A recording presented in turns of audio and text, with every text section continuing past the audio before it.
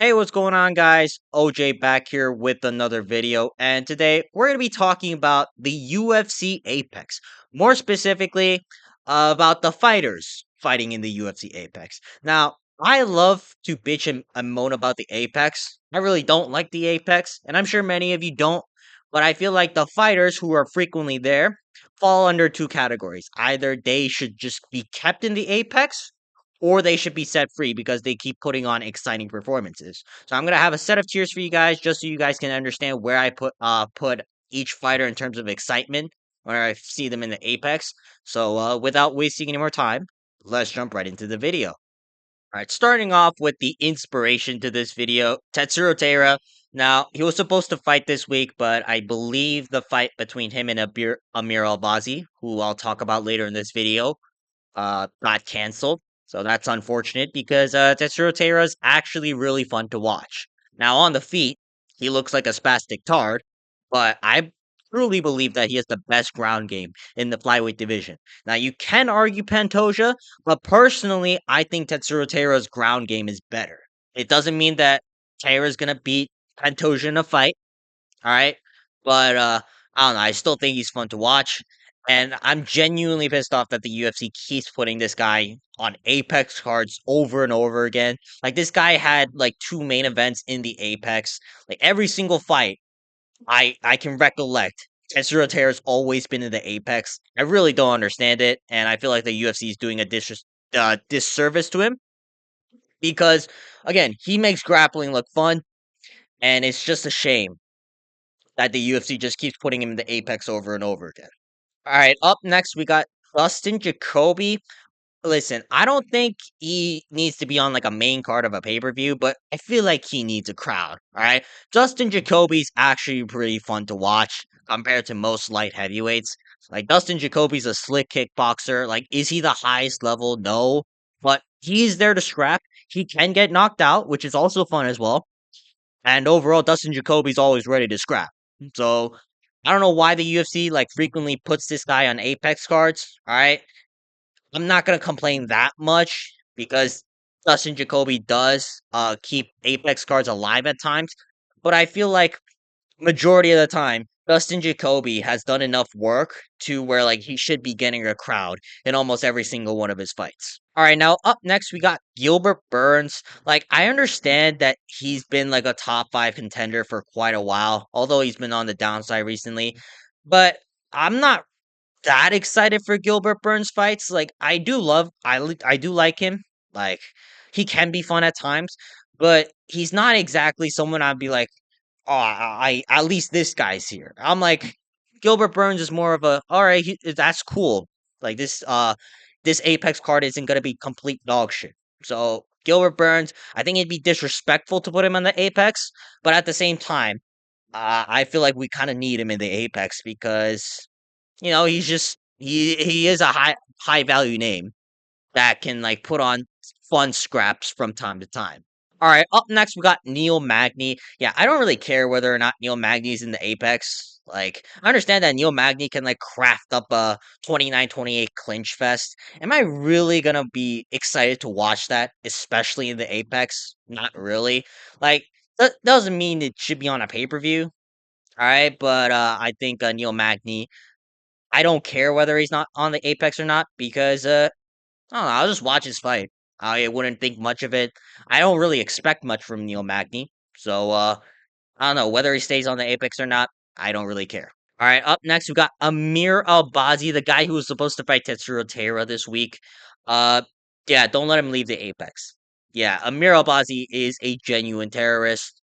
Like I don't understand how he's top 5 in the flyweight division. I genuinely don't understand. He's coming off a loss against Brandon Moreno. Then he won a robbery decision against Kai Kara France. And before that, he beat like an unranked flyweight in Alexandria Costa. I think that was his name. But anyways, Amir Albazi, if he doesn't get his takedowns, what does he do? Like he literally stared at Brandon Moreno for 5 rounds straight for a main event of a crowded fight night. I don't really even want to see Amir Albazi outside of the Apex anytime soon. So please UFC, Like if you're gonna keep the Apex around, at least put Amir Albazi in there so we don't have to watch him like anywhere near like a flyweight title shot. Because if we get Amir Albazi to a flyweight title shot somehow, then this sport is gonna be incredibly cooked. All right, up next we got Matej Rebecki. Like he's fighting on this week's card. Just one question, UFC. Why is he on the Apex? This guy had a fight, arguably fight of the year against Maitabek Orobai, like in October of 2024. And here is Matej Rebecki in his next fight after coming off that win, fighting in the Apex. Now, he is fighting a barn burner, so I'm very excited to see that. But at the same time, we couldn't do Matej Rebecki better. Like, he is arguably ranked level. I know he lost to Carlos Diego Ferreira like a year ago, but it's clear that Matej Rebecki is ranked caliber. So the fact that the UFC is putting this guy in the Apex is just disrespectful, and we need to set Matej Rebecki free as soon as possible. Now, up next, we got Chris Duncan, Matej Rebecki's opponent for this week. Again, he is in a very similar situation. Maybe not where like he's gonna be like ranked pretty soon, but I feel like Chris Duncan has done more than enough to not warrant himself a spot in an Apex card. Like I feel like Chris Duncan is pretty fun to watch. Like I knew he got finished by Manuel Torres, all right, but outside of that, he's had exciting fights. He beat Jordan Vucenic. He beat Bolaji Oki. All right, he's on a 2-fight win streak, all by guillotine. Why is he on the Apex? I really don't understand that. And he's also fighting Matej Rebecki, who I think is incredibly fun to watch. All right, this is a disservice to both these two fighters. And although you don't think Chris Duncan as someone who should be on like a pay per view main card or anything, like give him like a fight night card, like you know, frequently. Like I don't want to see this guy on the Apex because again, he's incredibly fun to watch, and nobody appreciates fun fights in the Apex. So although I'll be enjoying it, all right, when I'm watching this at like what 5 in the morning or something like that. Chris Duncan, he should be a pay-per-view mainstay, maybe like a fight night mainstay. Doesn't mean like a main card or anything, but just get this guy into a crowded arena and not in the Apex. All right, up next we got Jared Cannonier. Now, Jared Cannonier, I really love watching his Apex fights. I think Jared Cannonier makes Apex cards really fun to watch. But while I do feel like it's disrespectful to Jared Cannonier, because I don't know, he always puts on bangers in the Apex. I kind of feel like Jared Cannonier is necessary in the Apex because without him, the UFC Apex is absolutely terrible. And when we look through the middleweight division, like I would kind of justify a Jared Cannonier main event in the Apex. All right, like I don't really want to watch like fucking Marvin Vittoria or Roman Dolidze in the Apex over Jared Cannonier fights. So although I feel like it's disrespectful to keep putting Jared Cannonier in Apex cards, it's kind of a necessary, especially because the UFC does not want Jared Cannonier near the belt. I don't know. I do hope that the UFC can put him on a fight night card at least, but at the same time, I kind of understand why they keep putting him in the Apex. All right, now up next we got Leroy Murphy. Yeah, I don't care whether he's not on the Apex or not. Like this guy can have a title elimination bout in the Apex, and I still wouldn't care because you can like talk about how disrespectful it is. Like, oh, a number one contender in the featherweight division is fighting on the Apex. Like, you gotta watch Leroy Murphy fight, and then you'll understand. Like, I've never watched the Leroy Murphy fight and went, "Wow, that was pretty fun to watch." I know he had that one knockout against like a random Muslim guy. I forget back in the day. But outside of that, what does he do? He just kind of fights like Leon Edwards. Like this is literally Leon Edwards' alt account. He just leg kicks at range. He'll like feint nonstop, only to throw like 10 strikes around. He's not exactly must see TV where he's getting highlight reel knockouts or like wicked submissions. This guy just point fights and he'll do a good job at point fighting. And he fights pretty much like an NPC. Now, maybe the UFC, like their whole angle of promotion is like, oh, Leroy Murphy, he survived a gunshot when he was young. All right, that's pretty cool. But outside of that, Leroy Murphy is not exactly the most fun fighter to watch. So I'm very indifferent as to whether or not Leo Murphy continues to fight in the UFC Apex. All right, now up next we got Cody Brundage. Yeah, do not let this man leave the Apex. Please, UFC, do not let this man ever leave the Apex. Like every time this goes into he goes into a fight night card with a crowded arena, this guy always pulls some controversial shit out of his ass. Like Mansour Abdul Malik, he got a no contest because Mansour Abdul Malik literally hit him in the back of the head once. His fight with Abdul Razak Al Hassan, similar situation. Now, these aren't necessarily his fault, but at the same time, Cody Brundage is always on some shit, right? And it's only in the Apex where nobody's really watching him. Like he gets to really you know, put on a highlight reel performance against Julian Marquez, right? So he can be fun at times, but at the same time, most of his fights against like decent level competition are very NPC like, and I just don't want to see that in a crowded fight night. All right, now up next we got Esteban Ribovics. He is also fighting on this week's card. Why is he in the Apex? I have no idea whatsoever. I feel like Esteban Ribovics, uh, he's been in back-to-back Apex cards, and I feel like that's incredibly disrespectful. Like this guy had the fight of the year in 2024. And then right after that, the UFC is like, yeah, best we can do is put him in the feature fight of an Apex card. I really don't understand why the UFC does this. Like, this guy can be a potential star. Like, he is so fun to watch. Like, I know he lost his last fight to Nasrat Hakparas. That was a robbery. I don't want to hear anything about that because Esteban Ribovics, like, clearly just landed more strikes than Nasrat Hakparas in his last fight. And the fact that the UFC went, oh yeah, we got to put him in the Apex one more time.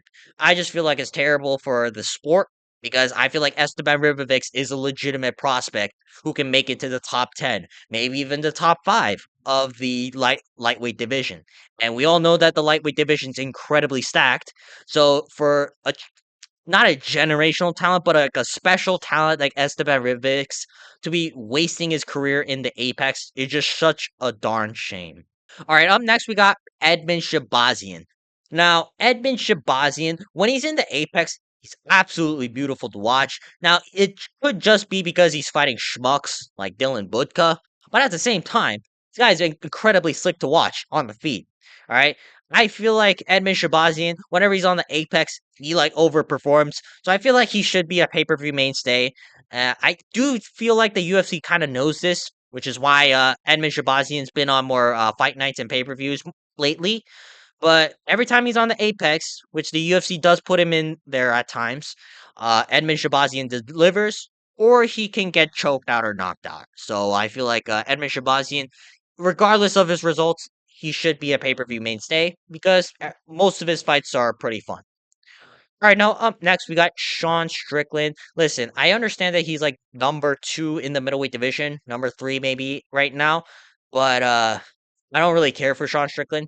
Like he is suspended right now, so we won't be hearing from much from him until like much later. But like I'm kind of glad because I don't really care seeing Sean Strickland fight. Like he hasn't had a fun fight since Dricus Duplessis, the first fight in 2024. And I feel like that fight was fun because of DDP. Definitely wasn't because of Sean Strickland. So, Sean Strickland, everyone's been complaining about, oh, how he japs and teeps. Like, he'll sell a fight as if he's going to war with somebody just to go out there and having a sparring match. I feel like Sean Strickland is just not, he's just not right in the pay per view in terms of the fight itself. Like, yes, he'll carry the press conference, but I'm here for the fights. And based on the fights, although Sean Strickland's like top 5, he's a former champion and all that crap, Sean Strickland to me is just incredibly boring. So he should be in the Apex. All right, now up next we got Nazareth Hakparas. I'm incredibly indifferent as to whether or not he continues to fight at the Apex. Now he does have fun fights, but it's never because of him. All right, like he arguably lost his last 2 fights against Esteban Ribovics, and especially the Jared Gordon fight. And Nazareth Hakparas overall, like yeah, his boxing combinations are slick, but he's not getting highlight reel KOs. He's not really like piecing up someone for like multiple rounds straight. Like he'll just do that for the first round, and then he'll gas out rounds 2 and 3, get his ass beat in the later rounds, and then somehow win a robbery decision. So to me, although you can say Najir Haqparast does have fun fights, I just don't see why he should be outside of the Apex. All right, now up next we got Rodolfo Bellato. Now this bum like avoided a fight with Paul Craig, and I feel like that's reason enough as to why he should continue to fight in the Apex. I'm sorry, not fight, rot in the Apex. Like, why are you dodging a fight with Paul Craig? I really don't understand that. Like, that was his only fight night card, and outside of that, like he's just been like what consistently in the Apex and shit. Actually, no, he fought Jimmy Crute. But even that fight was terrible. Yeah, so like, why does the UFC keep putting this guy in pay per views recently? Like, this guy is just not good, and he fights like a coward. Hell, he doesn't even fight half the time. Like, just look at his last fight with Paul Craig. So, evidently, Rodolfo Bellato, yeah, don't let him leave the Apex. All right. I think he's going to be there for a while. If he somehow manages to, like, get some highlight reel KOs, all right, sure, maybe we can put him in the pay per view once in a while. But at this point, I highly doubt it because I don't think he's that good. And I don't know. He's just gonna be rotting in the Apex as like an NPC light heavyweight. All right, now up next we got Andre Lima. Now I believe this guy's fighting on this week's card. Either it's this week or next week. I'm not too sure. Either way, I genuinely don't understand why Andre Lima is in the Apex every single time. Like I can only recollect one time he's been on a pay per view, and his fight was pretty solid, right? Like he like just pieced up Mitch Raposo for 3 straight rounds and somehow got a split decision. And outside of that, he's destroyed every single fighter he's went up against. So Andre Lima, he's very talented. I think he's ranked level already. It's just that the UFC doesn't really give him rank fighters for some reason. But yeah, Andre Lima, he should be out the Apex. Like I believe he's like a top 10 talent right now. So the fact that the UFC keeps putting him in the Apex is just a darn shame because you give him one crowded fight night, and I think he's gonna do well. All right, now up next we got Kevin Vallejos. Now I understand why the UFC is putting him in the Apex. Like he is relatively new, but at the same time, he's actually very slick. I think he's a very fun striker to watch and to keep an eye out for. And the fact that the UFC just keeps putting him in the Apex, I don't understand it. Maybe it's because they want to build him up, but I feel like what after 2 or 3 uh hand fights or tune-up fights, he should be getting like a big jump up in competition. And I feel like that jump up in competition should be on like a crowded arena, bare minimum a fight night main card. So Kevin Vallejos, like I think he's a name to keep out for. The only reason I'm gonna justify him being on the Apex now is because he's relatively new in his UFC career. But by next year, I'm expecting him to be a pay per view mainstay. And if not, then I'm gonna demand the UFC to send him free from the Apex. All right, now up next we got Alex Perez. Alex Perez, like I feel like he has fun fights. I kind of understand why the UFC puts him in the Apex though, because he's not exactly a big name. Like at times he does get like finished relatively easily, and he's very inactive. So the UFC isn't exactly inclined to put him in like good cards. But Alex Perez, in my opinion, is a solid fighter who's like decently fun to watch. So I feel like it's disrespectful to put him in the Apex, but at the same time, I understand why the UFC does so. All right, now up next we got Zachary Reese. Now there was a time where I thought Zachary Reese can be a legitimate prospect, but I don't see that anymore. Especially in this last fight with Dusko Todorovic. Like I thought Zachary Reese lost that fight, and he really didn't even do anything against Todorovic. I thought Zachary Reese, he just won based on like I don't know, just looking technical. He doesn't really go for kills. Like I know he KO'd Julian Marquez, but it's Julian Marquez, right? Whenever Zachary Reese fights like decent level competition, he just fights like a bum. And I don't know. I just don't see Zachary Reese as a legitimate prospect anymore. So Zachary Reese, like I don't really care. Like if he stays in the Apex, cool. If he fights on like a fight night main card, Alright, cool. But either way, I don't know. I just don't feel any attachment to Zachary Reese anymore, especially because of his last fight against Dusko Todorovic. All right, now last but not least, we got Waldo Cortez Acosta. Now there's a rumor that he's supposed to be the headliner for this week's Apex card because the main event with Tatsuro Taira and Amir Albazi fell through. If Waldo Cortez Acosta is the main event of a fight card in 2025, I might not even do a recap. I might not even do the predictions. I just don't want to see Waldo Cortez Acosta in the main event. I think of Waldo Cortez Acosta as a heavyweight NPC. Now I understand that he beat Sergey Spivak. I thought that was a robbery. I I don't really see any value in Waldo Cortez Acosta. Like he beat Ryan Spann. Ryan Spann's a tard. That don't mean anything to me. And he arguably lost to Andrei Arlovsky when he was 44 years old. And he's out here doing emotes as if he like beat prime Andrei Arlovsky. Like, what are we doing here? Why are we promoting Waldo Cortez Acosta as like a legitimate heavyweight prospect? Well, Waldo Cortez Acosta, the fact that he's in the top 7 of this division is simply disgraceful. And I don't want him leaving the Apex. I think he should be cryogenically frozen, and we never see him outside the Apex ever again. I hope if he doesn't main event this card, and he's out there like fighting Sergey Pavlovich in August in Shanghai. I hope Sergey Pavlovich flatlines him, so the UFC realized, hey, we thought that Waldo Cortez Acosta was good, but turns out he's just a fat blob with like some decent hands. And I think the UFC, after recognizing that, should just keep him in the Apex because yeah, we don't want to see Waldo Cortez main eventing a card. We don't want to see Waldo Cortez outside of the Apex, and we definitely do not want to see Waldo Cortez Acosta in a pay-per-view card. All right, that's going to be for today's video. Leave a comment down below what you guys think about the UFC Apex and the fighters I listed here, and whether they should be kept in the Apex or not. All right, and also leave a comment down below other fighters you might think that should be kept in the Apex or not. But other than that, make sure to like and subscribe, and I'll see you guys next time. Peace.